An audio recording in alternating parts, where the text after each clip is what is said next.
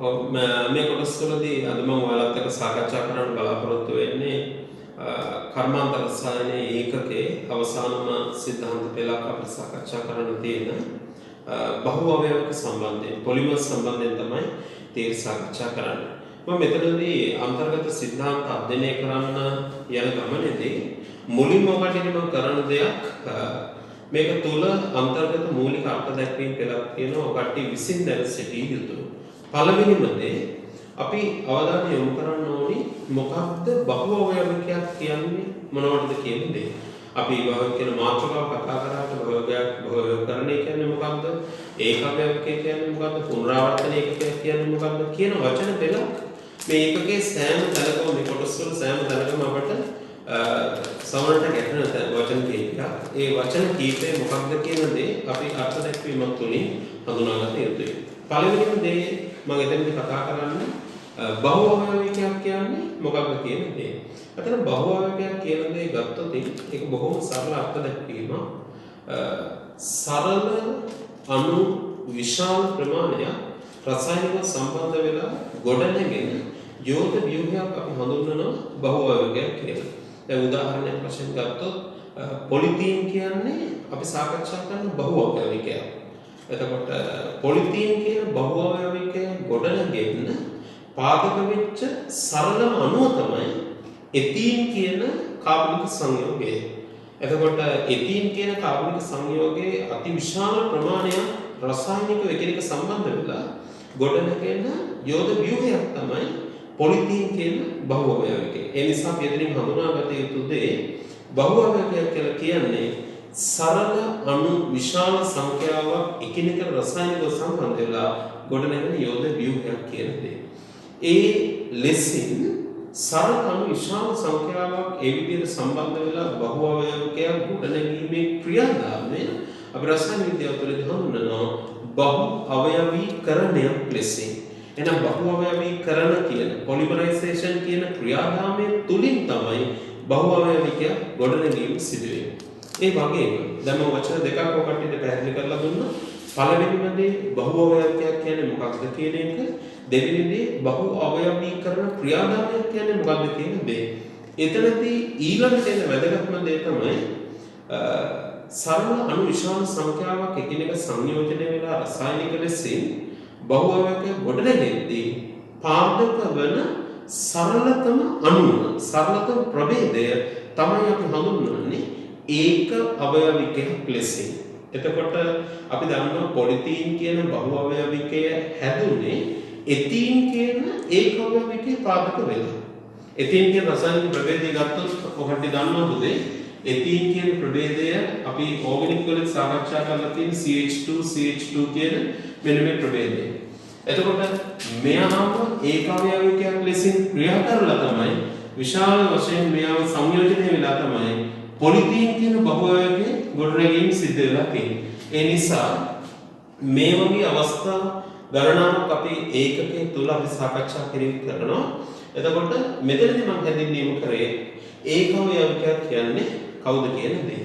එතකොට ඒ වගේම අපිට වැදගත් වෙන දෙයක් තමයි මේ විදිහට බහු අවයවකයක් කියන්නේ මොකක්ද? බහු අවයවීකරණය කියන්නේ මොකක්ද? ඒ වගේම ඒක අවයවකයක් කියන්නේ මොකක්ද කියන දේ කතා කරනවා වගේම මේ ඒකකේ අපිට වැදගත්ම වෙන තැනක් තමයි පුනරාවර්තන ඒකකය කියන්නේ මොකක්ද කියන දේ.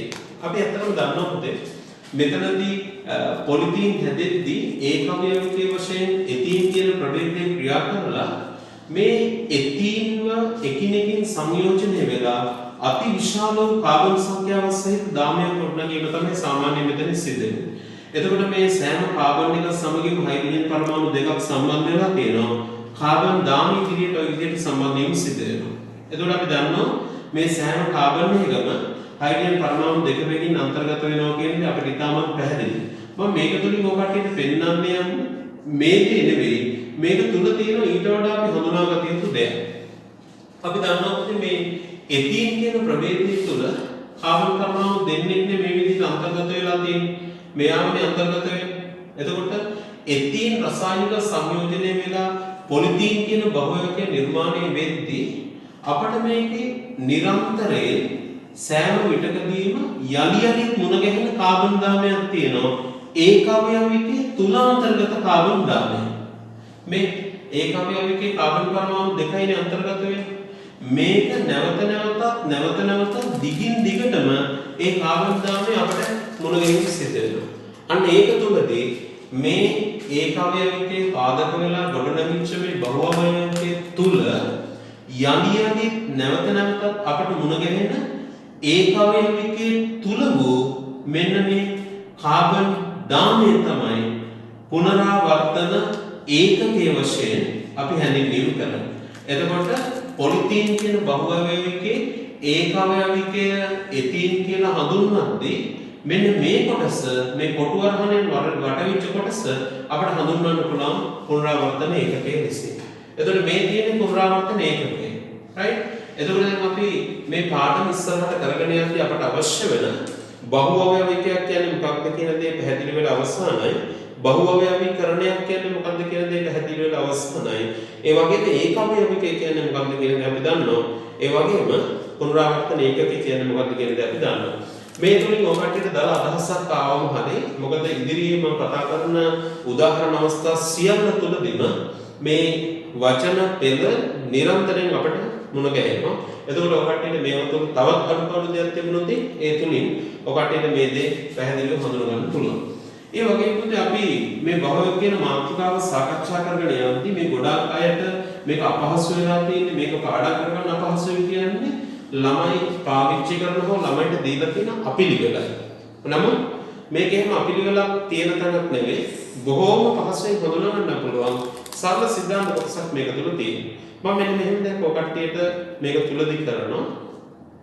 මේ බහුවයවික කියන සියල්ල අපිට වර්ගීකරණය කරන්න පුළුවන් පුතේ ප්‍රධාන වශයෙන් අදියර තුනක් තුලදී. මේ සමස්ත බහුවයක සියල්ල. ඊටාම පැහැදිලිව ළමයිට හඳුනා ගන්න පුළුවන් සිද්ධාන්ත වලක් මේක තුල තියෙන්නේ. මූලිකම අවධි තුනකට මම මේක වර්ගීකරණය කරනවා. එකක් තමයි ස්වභාවයේ පැවැත්ම අනුව. ස්වභාවයේ පැවැත්ම පාදක කරගෙන මම බහු අවයවිකයන් මූලිකම කොටස් දෙකකට බෙදෙනවා. ඒ කොටස් දෙක තමයි පුතේ එකක් අපිට කියන්න පුළුවන් ස්වභාවික බහු අවයවිකයන් කියන දේ. අනිත් දේ අපිට හඳුන්වන්න පුළුවන් කෘත්‍රිම බහු අවයවික කියන දේ. එතකොට මේ විදිහට අපිට මූලික අවස්ථා දෙකක් යටතේ භාවික වර්ගීකරණය කරන්න පුළුවන්. මේ ස්වභාවික භාවික natural polymers කියලා අපි මේක හැඳින්වීම කරනවා. මේ කෘත්‍රිම භාවිකයන් synthetic polymers කියලා අපි මේක හැඳින්වීම කරනවා. එතකොට මේ අවස්ථා දෙක තුලින් භාවික වෙන් වෙන්න පාදක වෙච්ච නිර්ණායකයෙකුත් තියෙනවා. මොකද සමහරව දන්නේ නැහැ දැන් මෙහෙම කොටස් දෙකක් යටතේ බෙදුවට මොන නිර්ණායක යටතේද මේක වර්ගීකරණය වෙන්නේ කියන දේ තාම පැහැදිලිව හඳුනා ගන්න ඕනේ. අතනම මෙතනදී අපි ස්වභාවික බහුවකයක් කියලා හඳුන්වන්නේ සජීවී දේහ තුළ සංශ්ලේෂණය වෙන බහුවකයක් තමයි අපි ස්වභාවික බහුවකයක් කියලා කියන්නේ. දැන් උදාහරණයක් වශයෙන් මේකට ප්‍රෝටීන් ගන්න පුළුවන්, එන්සයිම් ගන්න පුළුවන්, ඒ වගේම රබර් කියන බහුවකයක් ගන්න පුළුවන්. ඒ සියල්ල සජීවී දේහ තුළ තමයි සංශ්ලේෂණය වීම සිද්ධ වෙන්නේ. ඒ වගේම කෘත්‍රිම බහුවකයන් අපි මිනිසාගේ මැදිහත් වීමක් සහිතව කෘත්‍රිමව සංශ්ලේෂණය කරන ලබන බහුවකයන් තමයි අපි කෘත්‍රිම භාවිකයන් වශයෙන් හැඳින්වීම කරන්නේ. ඒ නිසා අන්නේ පාදක කරුණු භාවිතයෙන් අපිට භාවිකයන් මූලික අවස්ථා දෙකක් යටතේ මේ විදිහට වර්ගීකරණය කරන්න පුළුවන්. අනිත් වැදගත්ම දේ තමයි භාවික වර්ගීකරණය කරන්න පුළුවන් තව සරලතම ක්‍රමවේදයක් තියෙනවා. තාපක ගුණ මත. ඒ කියන්නේ මෙයාම තාපය හමුවේ දක්වන සංවේදීතාවය මතත් අපිට මෙයාම වර්ගීකරණය කරන්න පුළුවන්. ඒක ගොඩක් දුරට විශේෂ නිර්දේශය තුල තියෙන්නේ තාපජ ගුණ හමුවේ බහුවක වර්ගීකරණය කියලා. එතනදී අපිට ප්‍රධාන වශයෙන් කොටස් දෙකකට බෙදන්න පුළුවන්. ඒ කොටස් දෙක අපිට ගන්න පුළුවන් එකක් තාප ස්ථාපන බහුවකය. එකක් අපිට තාප ස්ථාපන බහුවකයන් වශයෙන් අපිට හඳුන්වන්න පුළුවන්. අනිත් එක තමයි තාප සුවිකාර්ය බහුවකය. තාප සුවිකාර්ය බහුවකය කියලා අපිට මූලික කොටස් දෙකකට බෙදන්න පුළුවන්. එතකොට මේ තාප ස්ථාපන බහුවකය මෙයාම තාප සුවිකාර්ය බහුවකය. මේ මූලිකම අවස්ථා දෙක වෙන් වෙන්නේ මෙන්න මේ විදිහටයි. සාමාන්‍යයෙන් තාප ස්ථාපන සහ තාප සුවිකාර්ය කියලා බහුවක කොටස් දෙකකට බෙදද්දී මෙන්න මේ කරුණු පාදක කරගෙන තියෙනවා. අපි මුලින් බලමු තාපස සුවිකාරය කියන්නේ මොකක්ද කියලා. අපි තාපස සුවිකාරය කියලා හැඳින්වීම කරන්නේ මේ විදිහට බහුවකරණයක් ලක් වුණාට පස්සේ අපි ඒකවයවිකයෙන් බහුවයවිකේ ගොඩනැගීම සිදු කරනවා. ඒ විදිහට ගොඩනගලා වරක් හැඩගැන්වීම කලින් පසුව යලිත් වතාවක් අපි මේ සඳහා තාපයේ සැපීමක් කරනවා. ඒ තාපයේ සැපීම කරන අවස්ථාවේදී යලිත් වරක් මෘදු බවට පත් වෙලා නැවත නැවතත් අපිට ඒව භාවිතයට ගන්න පුළුවන්. එතකොට අවස්ථා කීපයක් තුළදී මේ තාපස සුවිකාරයේ බහුවයවක අපිට භාවිතයට ගන්න පුළුවන්. අපි විශේෂ නිර්දේශය තුළ කතා කරන බහුවයවක වල බොහෝමයක් අවස්ථාවල තාපස සුවිකාරය. අතරම පොලිතීන් කියන කෙනා ගත්තොත්, පොලිස්ටයිරින් කියන කෙනා ගත්තොත්, ඒ වගේම පොලිවයිනයිල් ක්ලෝරයිඩ් ගත්තොත්, ඒ වගේම ටෙෆ්ලෝන් ගත්තොත්, ඒ වගේම පොලිඑමයිඩ් ගත්තොත්, පොලිඑස්ටර් ගත්තොත්, ඔය කියන සියලු ප්‍රභේද සාමාන්‍ය තාපස සුවිකාරී බහුවයව කියලා. එතකොට ඒ ප්‍රභේදයන් අපිට වරක් හැඩගැන්වුවාට පස්සේ යලිත් වතාවක් අපිට තාපය දීලා මෘදු බවට පත් කරලා අවස්ථා ගණනාවක් තුලින් අපිට භාවිතයට ගන්න පුළුවන් ප්‍රභේදය තමයි තාපස සුවිකාරී කියලා කියන්නේ. හැබැයි ඊට සාපේක්ෂව මේ තාප ස්ථාපන කියන බහුවකයේ සාපේක්ෂව ගොඩක් වෙනස් වෙනවා. ඒකට හේතුව තමයි මේ තාප ස්ථාපන කියන බහුවකය එකවරක් හැඩගැන්වීමක් සිදු කරාට පස්සේ අපට මෙයාම වඩා දෘඪ ව්‍යුහයක් බවට තමයි පත් වෙන්නේ. හැබැයි පළමු වර හැඩගැන්වීම මෘදු බවට පත් කරලා හැඩගැන්වීම කරාට පසුව නැවත වතාවක් තාපය යොදලා අපිට යලිත් භාවිතයකට ගන්න බෑ. හේතුව වඩා දෘඪ ව්‍යුහයක් බවට පත් වෙනවා. ඇත්තටම එහෙම වෙන මූලික අවස්ථා දෙකක් අපි නිර්දේශය කතා කරන්නේ මම මේවා ළමයි එක්ක සාකච්ඡා කරද්දී කියලාම තියෙනවා. මේක හොඳට මතක තියාගන්න.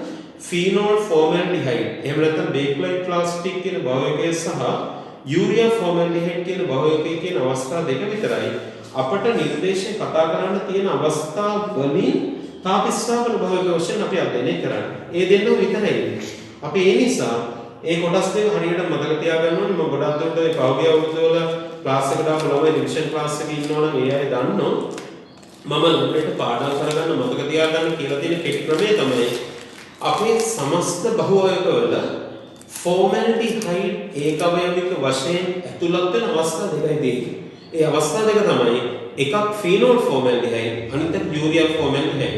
ඒ වචන දෙක කියවෙන අවස්ථා දෙකම තාප ස්ථාපන බහුවකයන්.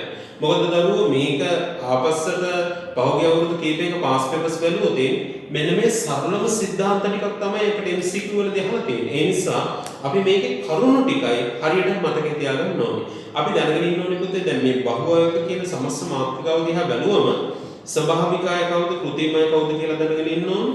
තාප ස්ථාපනය කවුද තාප සුවිකාරය කවුද කියන දේ දැනගෙන ඉන්න ඕනේ. ඒක තමයි වැදගත්ම වෙන දේ.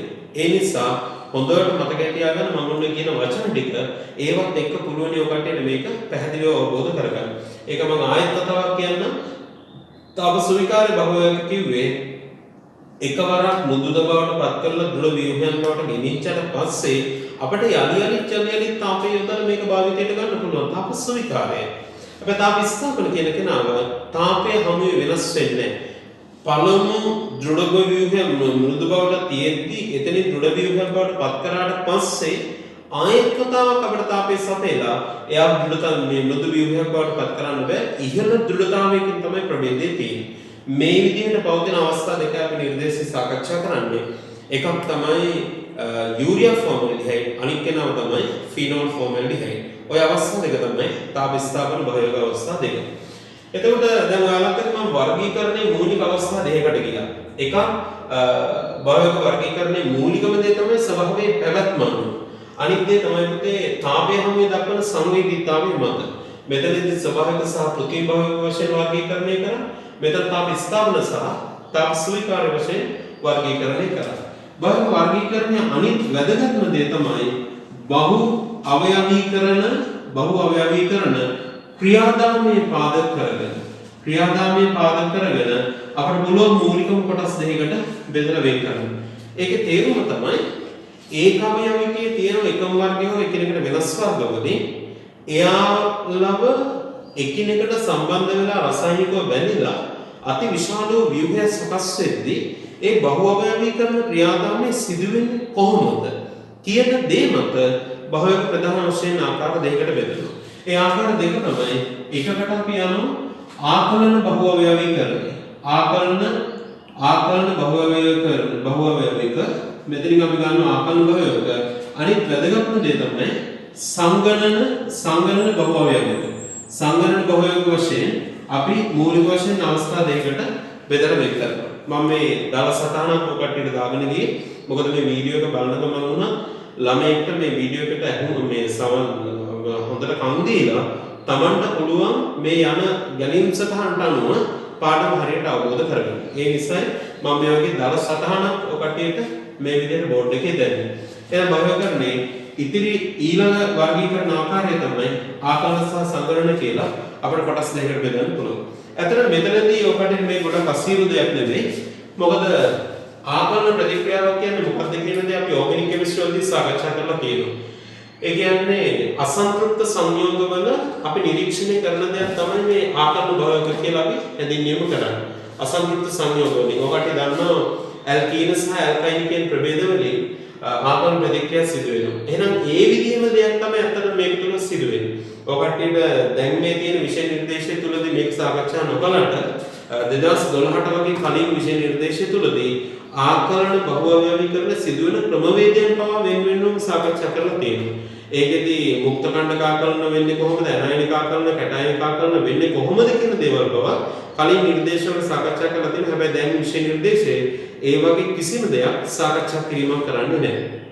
අපි තේරුම් ගන්න ඕනේ දේ තමයි ඒකාවයවික පාදක වෙලා බහුවවයවීකරණය සිද්ධ වෙද්දී සමස්ත බහුවයවීකරණ ක්‍රියාදාමයේ සිදු වෙන්නේ මෙන්න මේ ආකලන ප්‍රතික්‍රියාදාමයක් ඔස්සේ. එහෙනම් ඒකාවයවිකයේ වශයෙන් ගොඩක් දුරට මේව තුලදී හැසිරෙන්නේ අසන්තෘප්ත කාබනික සංයෝගය. අනිත් දේ තමයි සංගණන බහුවයවීකරණය. සංගණන බහුවයවීකරණය කියන දේ වචනය ඔකට්ටිය අහලා තියෙනවා, තේරුම් අරගෙන තියෙනවා. අපි ඕගනික් වලදී ඇල්ඩිහයිඩ් සහ කීටෝන් වලදී සංගණන ප්‍රතික්‍රියා සාකච්ඡා කිරීම කරනවා. එතනදිත් ඔබට මතක ඇති අපි ඇල්ඩෝල් සංගණන ප්‍රතික්‍රියාවෙන් සාකච්ඡා කරලා තියෙනවා. එතනදී ඇල්ඩිහයිඩ් සහ කීටෝන ශාරීරික මාධ්‍ය තුලදී සංයෝජනයේ සිදු වෙලා පවතින කාබන් සංඛ්‍යාව දෙගුණයක් බවට වගේ පත්වන ප්‍රතික්‍රියාවක් මෙතන සිද්ධ වෙන්නේ. එතනින් අපිට මෙතනට ගන්න තියෙන දේ තමයි සරල රසායනික සංයෝග දෙකක් එකතු වෙලා ජලාණුවක් එතනින් නිදහස් වීම සිදු වෙනවා. ඇල්ඩෝල් සංගණනය තුලදීත් අපි ඒක සාකච්ඡා කරලා තියෙනවා. හැබැයි ඒ වගේම දැන් තමයි මෙතනදිත් වෙන්නේ. මේකෙදී අර්ථ දැක්වීම කරන්නේ සරල සංයෝග දෙකක් එකිනෙක සංයෝජනය වෙලා එකම වර්ගයේ වෙන්න පුළුවන්, එකිනෙකට වෙනස් වර්ගයේ වෙන්න පුළුවන්.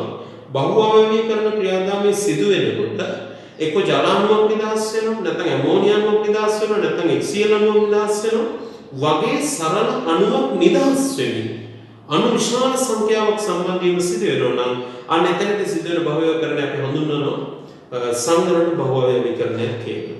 ඒ නිසා හොඳට මතකයේ තියාගන්න බහුවයවීකරණ කියන මාතෘකාව තුළදී මම දැන් මේ අරගෙන ආවේ ඔය කට්ටියට බොහොම සරල අවස්ථා කීපයක්. ඒ කියන්නේ බහුවයවීක කියන මාතෘකාවට යද්දී අපි මූලිකවම මතකයේ තියාගන්න ඕනේ අර්ථ දැක්වීම පෙළ සහ බහුවයවීකරණ වර්ගීකරණය කොහොමද අපි කරන්නේ කියන දේ. මම අවසාන වශයෙන් මේක සාරාංශයක් කටට ආයෙත් දෙන්නම්. මෙතනදී මම කියපු පළවෙනිම දේ තමයි අර්ථ දැක්වීම පෙළ. බහුවයවීකයක් කියන්නේ මොකක්ද කියන දේ. සරල අණු විශාල ප්‍රමාණයක් එකිනෙක රසායනික සම්බන්ධ වෙලා ගොඩනැගෙන යෝධ ව්‍යුහයක් අපි බහුවයවීකයක් වශයෙන් හැඳින්වීම කරා. ඒ විදිහට බහුවයවීකයක් ගොඩනැගීමේ ක්‍රියාදාමය තමයි අපි බහුවයවීකරණයේ වශයෙන් හැඳින්වීම කරා. ඊට පස්සේ මම ඔකට කියපු දෙයක් ඒකවයවීකයක් කියන්නේ මොකක්ද කියන දේ. බහුවයවීකයක් ගොඩනැගෙන්න හේතු වෙන සරලතම අණුව තමයි අපි ඒකවයවීකයක් වශයෙන් හැඳින්වීම කරන්නේ. ඊට පස්සේ මම කියපු තවත් දෙයක් තමයි රිපීටිං යුනිට් එකක්. එහෙම නැත්නම් පුනරාවර්තන ඒකකයක් කියන්නේ මොකක්ද කියන දේ. අර සරල ඒකවයවික විශාල ප්‍රමාණයක් සම්බන්ධ වෙනකොට ඒකවයවිකයේ තුල තිබ්බ කාබන් දාමය යලි යලි අපට මුණ ගැහෙනවා. රිපීට් වෙනවා. රිපීටිං යුනිට් එකක් බවට යවපත් වෙනවා. ඒ නිසා අපි යන්නේ යාට කියනවා පුනරාවර්තන ඒකකයක් කියලා. ඒ විදිහට අපි අර්ථ දැක්වීම වලට ගිහින් ඊට පස්සේ සමස්ත බහුවයක මූලික අධ්‍යයන තුනක් යටතේ වර්ගීකරණය කරා. පළවෙනිම දේ තමයි පුතේ ස්වභාවයේ පැවැත්ම අනුව. එතකොට එතනදී කියනවා ස්වභාවික බහුවයක සහ කෘත්‍රිම බහුවයක. ඊට පස්සේ මම කියපු දේ තමයි තාපය හැමෝම දක්වන සංවේදීතාවය මත භවයක වර්ගීකරණය කරා. එකක් තාප ස්ථාපන, අනිත් එක තාප සුවිකාරය. අනිත් එක තමයි බහු අවයවීකරණයේ සිදුවන ක්‍රමවේදයේ මත බහුවයක වර්ගීකරණය කරා ආකලන බහුවයකරණය සහ සංවරණ බහුවයකරණය ලෙස. එතකොට මේ තුල මම ඔකට සරල හැඳින්වීම් කීපයක් මේක තුලින් මම ඔකට දීලා තියෙනවා. ඒ හැඳින්වීම් පෙරත් එක්කම තමයි අපිට දැන් ඉස්සරහට පාඩම සම්පූර්ණ කරගෙන යන්න තියෙන්නේ. right? ඊට පස්සේ මම අවධානය යොමු කරනවා මෙතනින් පස්සේ මේ කියන සිද්ධාන්තත් එක්ක අපි දැන් ඊට පස්සේ යන්න ඕනේ දේ තමයි මොනවද මේ තියරි පාදක කරගෙන අපි විශේෂ නිර්දේශය තුල අධ්‍යයනය කරන බහුවයවිකය. මෙන්න මේ වගේ අවස්ථා ටිකක් තියෙනවා. ඒ අවස්ථා ටිකට ගියාම බොහොම පහසුවෙන් මේක හඳුනගන්න පුළුවන්. මම පළවෙනිමදී අංගයක බහුවයවිකය මම ඔකට දෙනවා පොලිතීන් කියන ප්‍රභේදය. right? පොලිතීන් කියන බහුවයවිකය තමයි මුලින්ම සාකච්ඡා කිරීම කරන්නේ. එතකොට මේ අපි කතා කරන බහු අවයවිකය. එතකොට මෙයාගේ ඒක අවයවයකේ තමයි එතීන් කියන ප්‍රභේදය CH2 ද්විත්ව බන්ධන CH2. මෙයා තමයි ඒක අවයවිකය. එතකොට මෙන්න මේ ඒක අවයවිකේ සම්බන්ධ වෙලා බහු අවයවකරණය සිද්ධ වුණාම ගොඩනැගෙන පුනරාවර්තන ඒකකේ අපිට මේ විදිහට නිරූපණය කරන්න පුළුවන්. මේ දින් H1 මෙන්න මෙයාව තමයි අපි පුනරාවර්තන ඒකකයක් වශයෙන් මේක තුලදී නිරූපණය කිරීම කරන්නේ. එතකොට මෙයාම දිගින් දිගටම සම්බන්ධ වෙනවා. සෑම අවස්ථාවකම අපිට යටියට නිරීක්ෂණය කරන්න පුළුවන් ඒකකය තමයි මෙයා. පුනරාවර්තන ඒකකයේ වශයෙන් ඉන්නේ මෙයා. ඊට පස්සේදී අපි ඕනම තැනකදී පුනරාවර්තන ඒකකේ පාවිච්චි කරලා අපිට පුළුවන් පහසුවෙන්ම බහු අවයවයකේ සංකේතවත් කරන්න. එතනදී කරන ක්‍රමවේදය තමයි අපි දන්නවා බහු අවයවයකයේ තුල මේ පුනරාවර්තන ඒකකේ විශාල අවස්ථා ගණනක් නිරූපණය වීමෙන් සිදුවෙන්නේ. අපි ඒ නිසා මෙන්න මේ වගේ කෙටි ක්‍රමයක් මේකට පාවිච්චි කරනවා. මේ තියෙන පුනරාවර්තන ඒකකේ n සංඛ්‍යාවක් සම්බන්ධ වෙලා තමයි බහුවකේ ගොඩනැගීම සිද්ධ වෙලා තියෙන්නේ. මේක තමයි බහුවක නිරූපණය කරන සරලතම විදිය. සහ අනිත් වැදගත්ම දේ තමයි අපි දන්නවා පොලිතීන් කියන බහුවකේ මේ තියෙන්නේ එතීන් කියන ඒක අවයවයකේ පාදක වෙලා තමයි මේක නිර්මාණය සිදු වෙන්නේ. මේවා තමයි පුනරාවර්තන ඒකකේ මේක තමයි බහුවකේ නිරූපණය කරන ක්‍රමවේදය. අනිත් වැදගත්ම දේ තමයි අපි දැනගෙන ඉන්න ඕනේ දෙයක් මෙයාව ආකලනද සංගණනද කියන දේ. මේවා ගොඩනගෙනකොට ආකලන බහුවකරණය. ඒ වගේ වැදගත් දෙයක් තමයි මේ ආකලන බහුවකරණය මෙයාව ගොඩනගෙනවා වගේම මේවා තාපයාමේ දක්වන සංවේදීතාවය මත මෙයා තාප ස්ථාපන තාප සුවිකාරයද කියන දේත් අපි නිවැරදිවම දැනගෙන ඉන්න ඕනේ. අතන මෙයාව තාප සුවිකාරය බහු අවයවයක. මොකද මෙයාව තාපය යොදලා මෘදු ව්‍යුහයක් බවට පත් කරලා අපිට යලියලිත් මේක භාවිතයට ගන්න පුළුවන්. ඒ නිසා සාමාන්‍ය පුතේ මම ළමයෙක්ට බහුවකයක් සම්බන්ධයෙන් සිද්ධාන්ත උගන්වද්දී මේක මේ පළවෙනි අවුරුද්ද නෙවෙයි මේක අවුරුදු ගණනාවක් තිස්සේ මේක කරලා තියෙනවා. ළමයෙක්ට මම මෙන්න මේ සාරාංශය දෙනවා. ඒ කියන්නේ අපි දැනගෙන ඉන්න ඕනේ බහුවකයේ මොකක්ද කියන දේ, ඒක අවයවකයේ කවුද කියන එක, ඒ වගේ පුනරාවර්තන ඒකකයේ කවුද කියන දේ, බහුවකයේ නිරූපණය කරන ආකාරය මොකක්ද කියන දේ, එයාව ආකලනද සංගණනද කියන දේ තාප ස්වීකාරය තාප ස්ථාපනද කියන දේ. එහෙනම් පොලිතීන් කියන බහුවකයේ මෙන්න මේ ගුණ ටිකයි අපි පැහැදිලිව මතක තියාගන්න ඕනේ. අංක දෙක වශයෙන් මම ඔයගොල්ලන්ට එක්ක සාකච්ඡා කරනවා. පොලිස්ටයිරීන් right මෙයාම පොලිස්ටයිරීන් right මේ තියෙන පොලිස්ටයිරීන්. එතකොට පොලිස්ටයිරීන් කියන බහු අවයවිකේ වචනේ කැඩුවනම් මේකේ තේරුම ඔකට අවබෝධයට එනවා. ස්ටයිරීන් පොලි වෙලානේ එයාම බහුගුණණයක් සිද්ධ වෙලා මේක හැදලා තියෙන්නේ. එහෙනම් ස්ටයිරීන් තමයි මේක ඒක අවයවිකේ වෙන්නේ. එහෙනම් CH එකයි ද්විත්ව බන්ධන CH2 එකයි මෙතන සම්බන්ධ වෙලා තියෙනවා මොකද බෙන්සීන් එක. ඔය ඉතින් ඔන්න ස්ටයිරීන් කියන ප්‍රභේදය.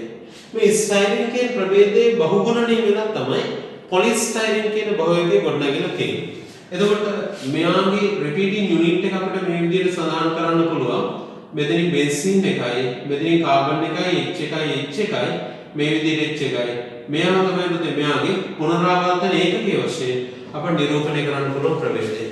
එතකොට පොලිස්ටයිරීන් වල අපිට නිරූපණය කරන්න පුළුවන් මේ විදිහට මෙයාගේ බහු අවයවිකයේ මොකක්ද කියන දේ මෙන්න මේ ලෙසින් වඩා පහසුවෙන් මේක නිරූපණය කරන්න පුළුවන්. මෙයාගේ ඉන් සංඛ්‍යාවක් එකිනෙකට සම්බන්ධ වුණාම එයාව තමයි අපි බහුවචක වශයෙන් නිරූපණය කිරීම කරන්නේ. ඒ වගේම පොලිතීන් වගේම තමයි මෙයාව මතකයේ තියාගන්න. මෙයාව ආකලන බහුවචකරණය ගොඩනගෙන දෙයක්. ඒ වගේම මතකයේ තියාගන්න තාප සුවිකාරී ප්‍රභේදයක් තමයි මේ පොලිස්ටයිරින් කියලා කියන්නේ. ඒ වගේම වැදගත් වෙන අංක 3 ප්‍රභේදය තමයි PVC. අපි කවුරුත් දන්න දෙයක්. 10-11 වසරවලදීත් අපි සාකච්ඡා කරන දෙයක්. පොලි වයිනයිල් ක්ලෝරයිඩ්. මම ඔකට කියනවා ඒකෙදි දැන් පොලිතීන් කියන දේ පොලි එතීන් කැඩුවා නම් හඳුන ගන්න පුළුවන්. එතීන් බහුගුණණය වෙලානේ පොලිතීන් හැදිලා තියෙන්නේ. පොලිස්ටයිරින් කියන දේ ස්ටයිරින් බහුගුණණය වෙලානේ පොලිස්ටයිරින් වෙලා තියෙන්නේ. එහෙනම් මෙතනදී පොලි වයිනයිල් ක්ලෝරයිඩ් මේ දිනකදී අපි ඕගනික් වල සාකච්ඡා කරනවා මේක. ඔයාලට මතකයේ ඇති විනිල් ක්ලෝරයිඩ් එක වශයෙන් මම ඔකට මේක හැඳින්වීම කරනවා. විනිල් ක්ලෝරයිඩ් එක වශයෙන් මේක හැඳින්වීම කරනවා. ඔය දින වයිනයිල් ක්ලෝරයිඩ්. එතකොට මෙයාව බහුගුණණය වෙලා මේ ගොඩනැගිලා තියෙන්නේ. එතකොට මට මේකේ රිපීටින් යුනිට් එකක් වශයෙන් මෙයාව සඳහන් කරන්න පුළුවන්. මේ දිනේ එතකොට මේ රිපීටින් යුනිට් එක පුනරාවර්තන ඒකකයේ වශයෙන් අපිට ගන්න පුළුවන්. ඊට පස්සේදී අපිට මෙයාගෙන් පුළුවන් පොතේ බහුවචකයේ නිරූපණය කරන්න මෙතනින් h එක මෙතනින් cl එකයි මෙතනින් h එකයි මෙතනින් h එකයි මෙයාගේ ඉන් සංඛ්‍යාව සම්බන්ධ වුණාම අපි දන්නවා මෙයාව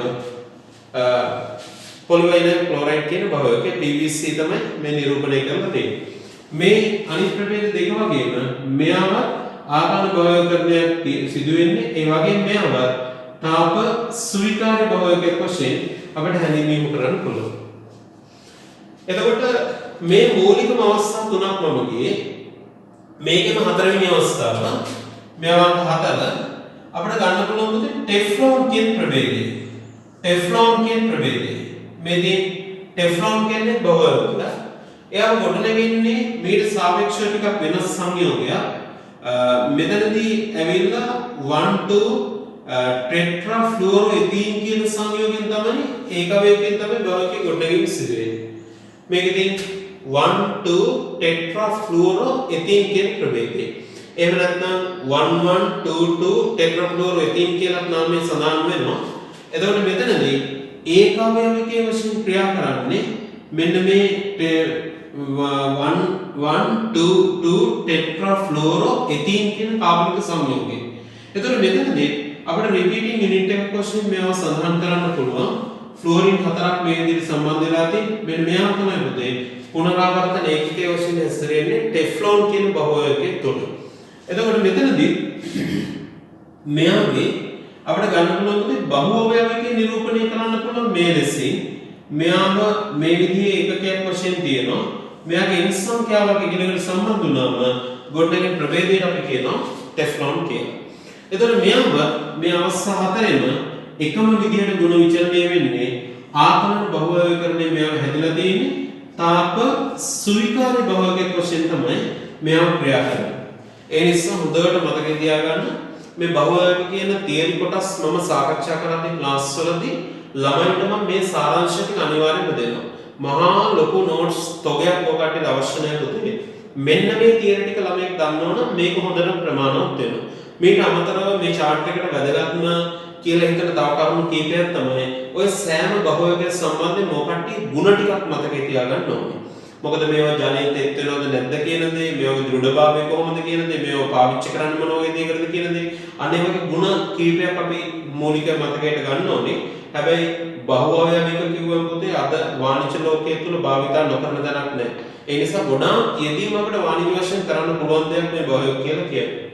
ඒ නිසා ඒ ටික කෙසේ වෙතත් අපි මේ මූලික රසායනික ගුණ ටික අපි රසායන විද්‍යාත්මකව දැනගෙන ඉන්න ඕනේ මූලිකම සංකල්ප වල තමයි මේ අවස්ථා ටික. ඒ නිසා මේ කොටස් ටික තමයි අපි අනිවාර්යයෙන්ම දැනගෙන ඉන්න ඕනේ. එතකොට මේ හතර දෙනාම හොඳට බලන්නෝ කට්ටිය අසන්තෘප්ත සංයෝග හතරනේ ඒකාවයවක වශයෙන් ක්‍රියා කරලා තියෙන්නේ. එහෙනම් මේ අසන්තෘප්ත සංයෝග ක්‍රියා කරනවා නම් ඒකාවයවකයන් වශයෙන් අනිවාර්යයෙන් සිදුවෙන්නේ ආකලන බහුවචකරණයක්. මොකද මේ වගේ ප්‍රභේදවල තමයි ආකලන ප්‍රතික්‍රියාව සිදු වෙන්නේ. ඒ නිසා මේ සටහන තුලින් ඔබට මතක තියාගන්න සියලුම අවස්ථා තාප ස්වීකාරය. ඒ අවස්ථා ටික අපි අනිවාර්යයෙන්ම තේරුම් ගන්න ඕනේ දෙයක්.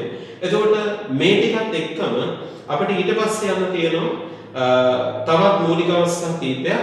එතනදී ආකරණ බහුව්‍යවකරණයට අමතරව මම ඒ කොටස් තුලදී සාකච්ඡා කරනවා සංගණන බහුව්‍යවකරණය කියන්නේ මොකක්ද කියන දේ. ඒ නිසා අපි සංගණන බහුව්‍යවකරණය සිදු වෙන්නේ කොහොමද? සංගණන බහුව්‍යවකරණය තුලින් අපි විෂය නිර්දේශය තුල අධ්‍යයනය කරන මූලික අවස්ථා මොනවද කියන දේ ඊළඟ කොටස තුලදී අපි සාකච්ඡා කිරීම කරනවා. ඒ නිසා අපි මේ කොටස මෙතනින් අවසන් කරනවා. මම එතනින් පස්සේ අපිට අරගෙන ඉන්නේ සංගණන බහුව්‍යවකරණය සහ ඒ සිදුවන මූලික අවස්ථා මොනවද කියන